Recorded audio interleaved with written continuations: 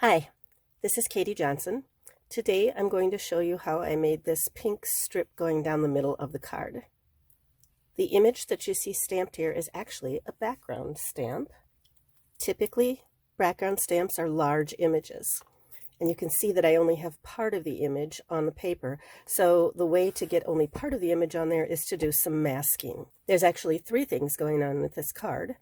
One of them is how did I only stamp in the middle? The second one is how did I get the variety of colors on here? And third is how did I get those colors on there without smearing the ink? So first of all, if I hold it up here to the camera, I hope you can see, oh yeah, I think it's showing. I heat embossed the image.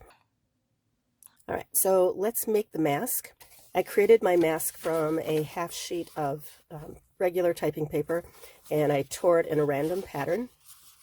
I'm going to show you how I did the heat embossing, and even though it's black embossed, I used clear embossing powder, and I'll tell you why when I get to that point in the video, and then we'll show you how I did the colors on here. Here's the piece of paper that will be my finished product. I need to arrange these on here in a way that's artistically pleasing, but I need to have these secured to that so when I'm working it doesn't slip around. Post-it notes. Everyone needs several packages of post-it notes in their stamp area. So these with the sticky side up are going to secure the two of them together.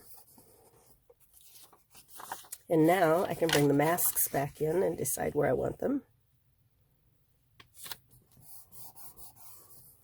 This is my stamp, which I'm actually going to ink up with Memento ink and then sprinkle with clear embossing powder. Yes, the Memento ink is moist enough that it will hold that embossing powder on for the process.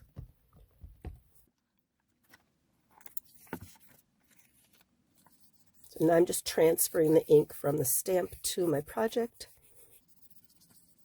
And then while the ink is still moist, I will come back and apply my clear embossing powder.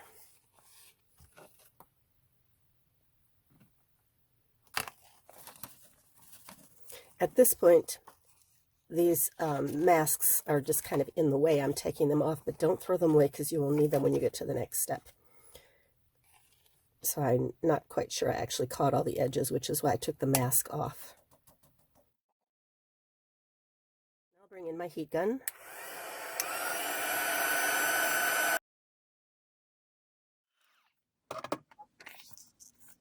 Bring that finished project in so you can see what I'm going for.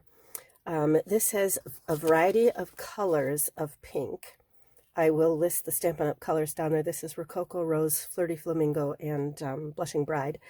But I also, when I do this sponging on here, I want to make sure that I stay within the lines of the area that's been stamped. So this is where I'm going to bring my mask back in and line it back up.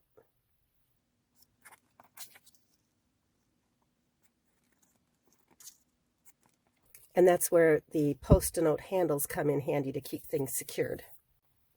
I brought in my ink pads so they're ready to go, and each of them has their own dedicated sponge, and I can tell which sponge is which because I staple a piece of scrap paper of the same matching color, so that way I know which one is which. These, by the way, are art sponges. Stampin' Up! Sells them in a package of 3, and what I will do is I'll take a scissors and I'll cut them into 6 pieces so I can use one sponge with 6 different colors, and they last forever. I mean, I've got some that I've used for years. And I'm going to start with the darkest at the bottom.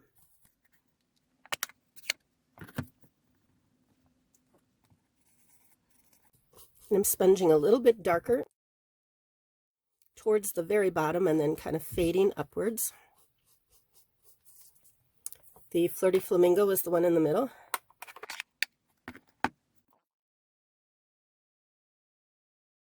You see me holding the sides because it's not, the only place it's secured is right behind there, so I use my fingers to kind of hold them down together.